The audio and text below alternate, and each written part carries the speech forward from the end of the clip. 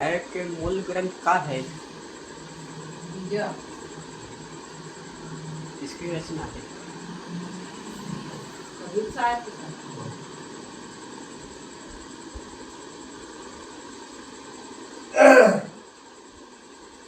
विजय में साहेब कहते हैं कि खखा चाहे खोरी मनावे, खसम ही छानी दहोतीस धावे, खसम ही छानी छिमा हो रहे, कोई नखीन अच्छाए पद लहिए।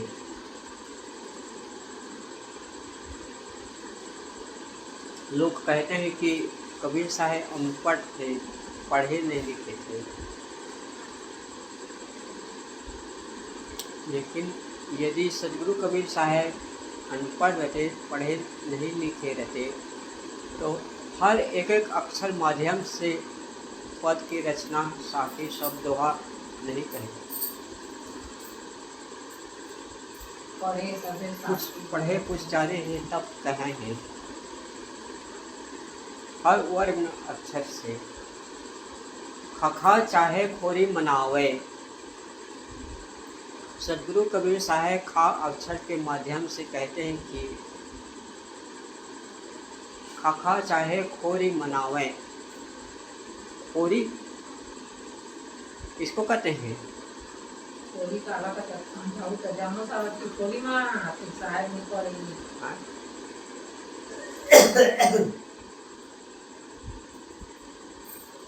छत्तीसगढ़ शब्द में कहते खोरी,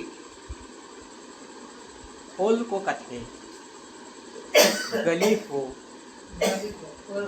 हाँ खोल, खोल परा गली को खोरी। लेकिन आध्यात्मिक दृष्टि से कहा जाए तो खोरी है अपनी इंद्रियां,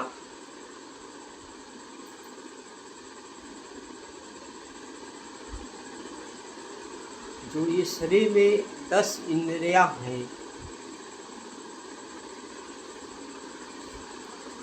5 कर्म इंद्रिय और 5 ज्ञान इंद्रिय। ज्ञान इंद्रिया से 5 से ज्ञान ग्रहण करता है और कर्म इंद्रिय से कर्म करता है।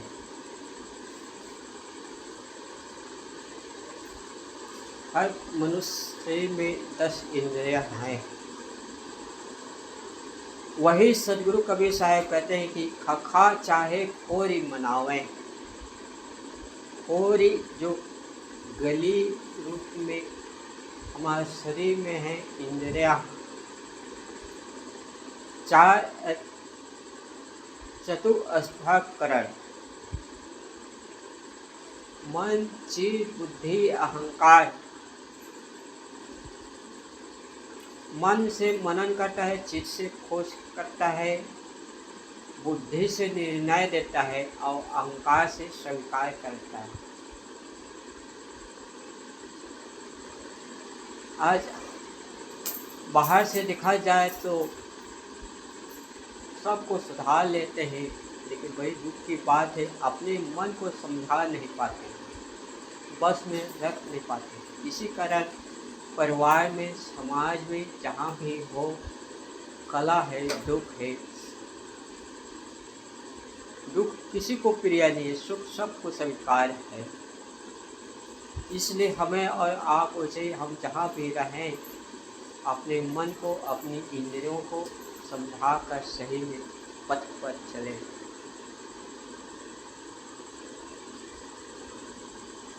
तो सदगुरु कबीर साहब कहते हैं कि खखा चाहे खोरी मनावे। खोरी गली इंद्रियां उसको मना ले, समझा दे, अपने मन को बस में कर ले तो सुखी है। करूँ बहिया बल आपनी छां गिरानी आस, जाके आंगन नंदिया बहसो कस मरे प्यास। अपने बाहुबल का भरोसा करो और दूसरों की आशा न करो। कोई हमारे लिए भोजन बना सकता है,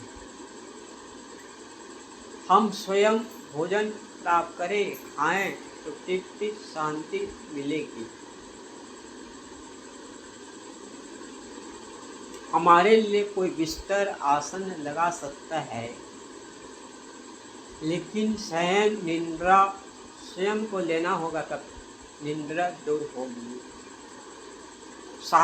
बाहर के जो सारी उपलब्धियां हैं, सुविधा है, वो सेवा में कर सकते हैं, लेकिन भोजन पाना स्वयं को है और स्वयं को करना होगा, तब तृप्ति मिलेगी और निद्रा दूर होगी। ठीक इसी प्रकार से आध्यात्मिक कल्याण जो सुख शांति है, सत्पथ पर बताते संपूजन ज्ञान की निर्देश देते हैं। एक पथ है, ये रास्ता है। जैसे कोई पथ में, रास्ता में हम अनजान हैं, भटके गलत दिशा में जा रहे हैं, कोई संजन व्यक्तिजन सत्पथ को बता दे दिशा सही, तो हमारा दशा सही हो और अपनी मंजिल में पहुंच जाते हैं। नंजरे बदली तो नज़ारे बदल गए, किश्ती ने रूप बदला तो किनारे बदल गए। ठीक इसी प्रकार से अध्यात्म में स्वयं को परखें और गलत पथ से मुड़े, तब सही में सुख और शांति मिल सकती। सुबस रखें अपने इंद्रियों को, वही को मना ले, समझा ले, तो शांति पथ पर सुख और शांति मिल सकती है। साहेब कहते हैं कि खखा चाहे खोरी मनावे, मना ले समझा ले।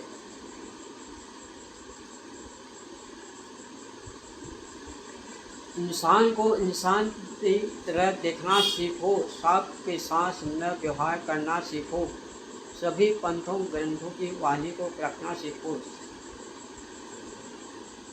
सत्य से सार ग्रहण करना सीखो। तो करूं बहिया बल आपनी छान जानी आस, जाके आंगन नदिया बहे सो कसमर प्यास। जिसके आंगन में नदियां बह रही है, पानी भरपूर है, वो प्यासा क्यों मरेगा। ठीक इसी प्रकार से जो सुख और शांति तृप्तियां हैं, वो स्वयं अपने आप में है, कहीं बाहर नहीं है। बाहर जाने की, भटकने की आवश्यकता नहीं है। हाँ, देखे नाम से, दर्शन नाम से जाएं, घूमें फिरे, मन तो अच्छा लगेगा, लेकिन मूल शांति अपने भीतर ही है और वो कहीं बाहर नहीं है। जल का स्वाभाविक शीतलता है, शीतल है।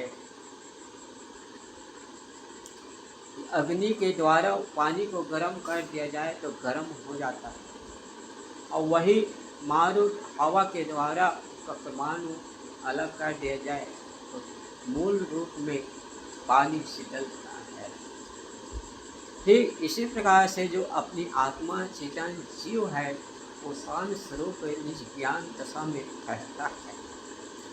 पंच विषयों के राग में, भटकाव में भटक गए, अपने आप को शांति तृप्ति नहीं मिलती है। अपनी इंद्रिय को सुवस्थ नहीं किए हैं, इसलिए जीवन में भटके हुए हैं।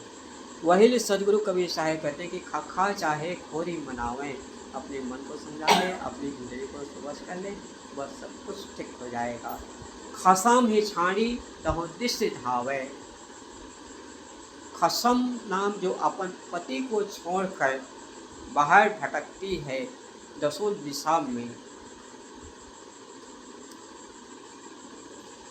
खसम छाई अपने छोड़ के बाहर भटकती है। ठीक इसी प्रकार से आज आदमी परमात्मा बाहर मिलेगा, सुख बाहर मिलेगा, शांति बाहर मिलेगा, वही भटके होंगे, बाहर पाने की आशा को खोजने को छोड़ दे। तो सदगुरु कबीर साहेब कहते हैं कि खखा चाहे खोरी मनावे, खसम छाड़ी तमोति सिधावे। खसम छाड़ी छिमा हो रहे, खसम अपना मालिक का है, छाणी दोष है, दुर्गुण है, इसका परित्याग करते। खसम ही छाणी क्षमा हो रहे। यदि हमारे ऊपर कोई गलत शब्द प्रयोग किया, डांट किया, फटकार किया, जो कुछ किया, हम उसी को पलट दें तो डबल हो जाएगा।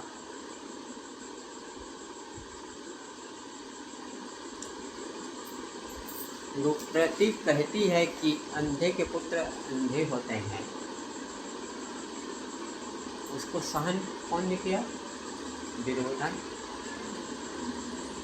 परिणाम क्या होगा वही जानेगा द्रौपदी।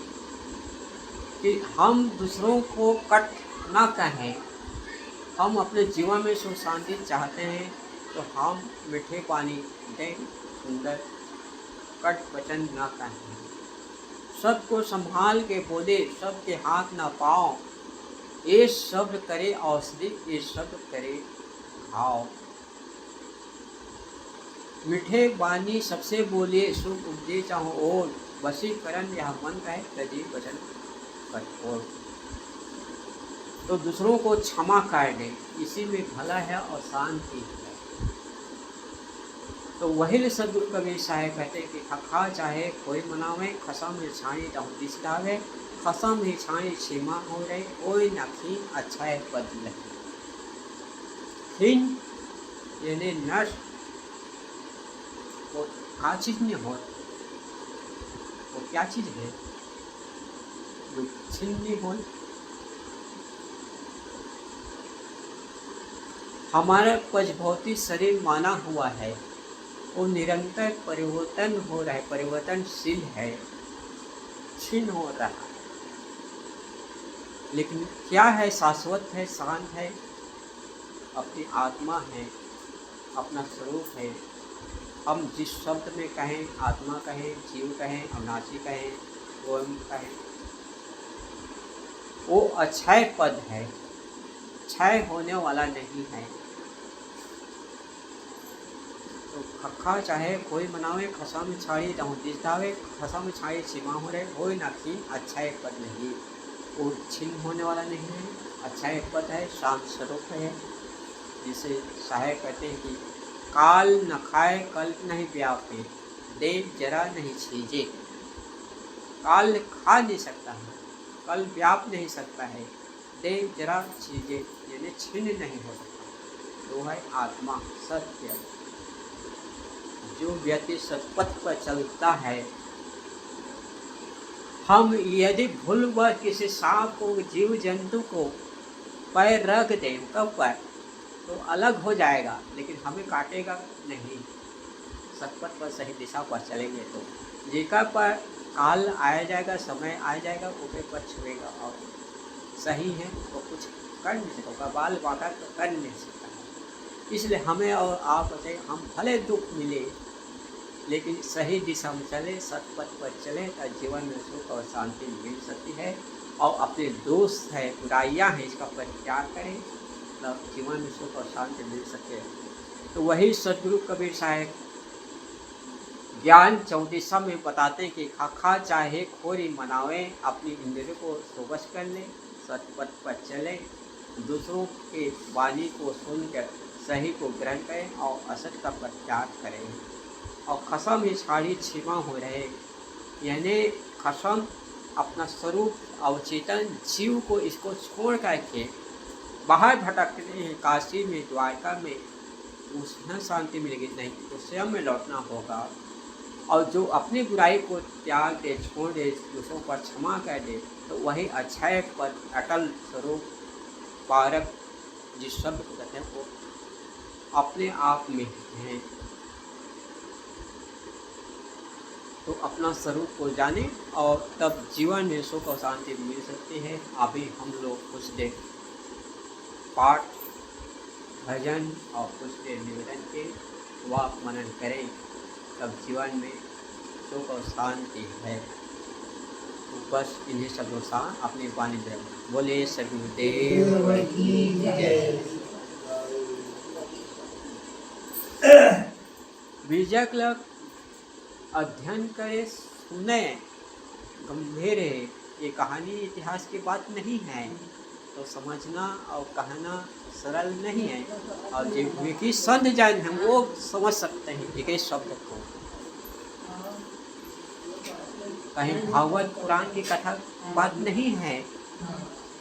ये का नाम बीजक। बीजक पाठ तो कभी चले साहब। हाँ, बीजक को कहते हैं मूल ग्रंथ, मूल द्रव्य को कहते हैं। जो चेतन अपना स्वरूप को बीजक बतावे विद को, जो विद गुप्त होए, ऐसे संत बतावे जीव को बुझे बिरला को। बिरला ही समझ सकता है स्वरूप ज्ञान के विषय।